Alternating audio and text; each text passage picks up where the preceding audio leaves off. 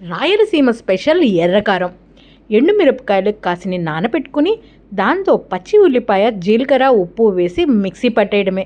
Simple. అంతకు మించి వేరే ప్రాసెస్ ఏమీ లేదు. ఇష్టం ఉన్నవారు తాలింపు కూడా పెట్టుకోవచ్చు.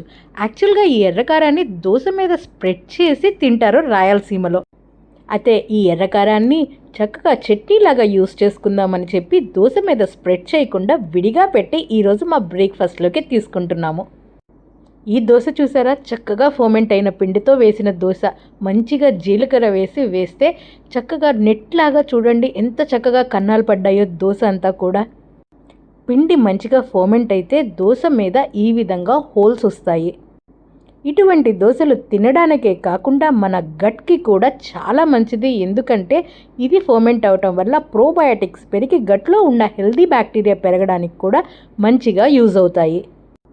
ఎర్రకారంలో కొంతమంది ఎండుమిరపకాయలని నానబెట్టి దాంతో ఉల్లిపాయ, కొంతమంది వెల్లుల్లిపాయ కూడా వేస్తారు, జీలకర్ర, ఉప్పు వేసి చేసేస్తారు. కొంతమంది అయితే ఎండుమిర్చిని కాస్త ఆయిల్లో వేపి కూడా చేస్తారు. నాకైతే ఆయిల్ కన్నా కూడా వాటర్లో నానబెట్టి చేసిన ఎండుమిరపకాయ పేస్ట్తో చేసిన ఎర్రకారమే చాలా టేస్టీగా అనిపిస్తుంది. మీకు ఎటువంటి ఎర్రకారం ఇష్టం? ఆయిల్లో వేపిన ఎండుమిరపకాయలతో చేసిందా, వాటర్లో నానబెట్టిన ఎండుమిరపకాయలతో చేసిన ఎర్రకారం ఇష్టమా? అలానే వెల్లుల్లిపాయ అన్ని సందర్భాల్లోనూ వేయటం కరెక్ట్ కాదు. ఎప్పుడన్నా స్పెషల్గా వెల్లుల్లిపాయ వేసుకుంటే ఆ ఫ్లేవర్ డిఫరెంట్గా ఉంటుంది. కాబట్టి ఎర్రకారం చేసిన ప్రతిసారి వెల్లుల్లిపాయ వేయకుండా ఎప్పుడన్నా స్పెషల్గా తినాలన్నప్పుడు వేసుకుంటే టేస్టీగా ఉంటుంది.